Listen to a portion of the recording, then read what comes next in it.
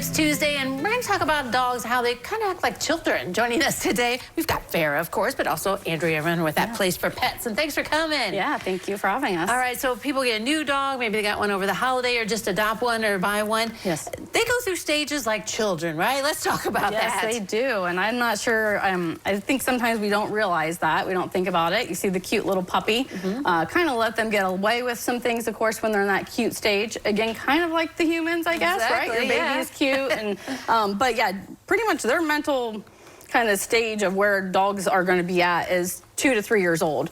So, I mean, and that's almost the lifetime of them. But definitely when they're 5 months, I'd say up to sometimes 8, 9 months, they're going to go through that terrible 2 trying 3s kind of idea. All right. So how do you deal with that? I mean, is that where you guys come in? Yes, definitely. I mean, yes, I think a lot of people, again, like think the cute puppy, we can handle it, we don't need the training.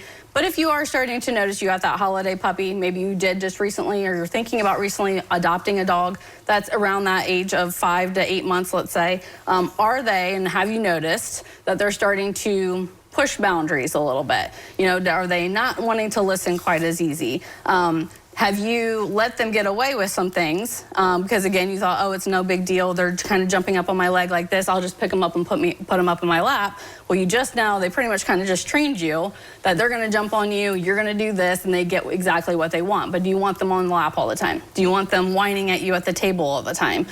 Do you want them jumping on you as soon as you walk in from work all the time? Again, when it was maybe a cute little puppy and you first want to play with them, but you're kind of creating, I think we don't realize, you kind of are already creating some bad habits without realizing It's like they're training you, and you want to do it the opposite way, right? So can you know, learn through a class how to fix that and like teach them the right way to go? Yeah, so that's where I feel like a lot of people, I think, look at training as we have this problem. They're pulling on the leash all the time, which yes, that is a big issue. But pulling on the leash, or they don't want to sit. But definitely the positives of training, and especially like with us, we're group class, so it's a human and a dog. You're coming together.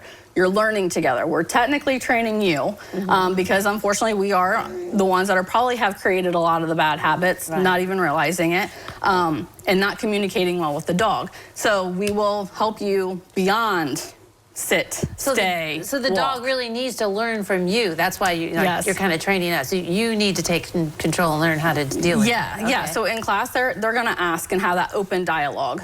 What are some issues that you're having at your house with your dog? Okay, well, that's the issue. Do you do this? Do you do X, Y, Z? What's the scenario? And they're going to figure out the storyline kind of idea, right? And then say, okay, let's try this. This is what you're doing. Like, let's try this now. That sounds great. Yeah, ignore them at this point. Put them here. So there's a lot of ways that the class is actually, you know, knowledge is power, consistency is the key. We're going to be able to provide a lot of that past just let's go walk on a leash and not be barking at dogs. All right. And usually if you get that under control when they get older, like Farrah's age and stuff like that, it sticks with them, and it also should stick with you too, right? Definitely. If you are in the situation where you did buy or adopt a dog somewhere between 8 weeks to, let's say, like 4 months, you're already set up, especially if you want to get into class. That's super important. You're already setting a tone for them, and that's what they expect, or that's the only thing that they really know. If you are adopting a little bit of an older dog, still doable, probably going to take a little bit more work because they've obviously kind of not had any direction.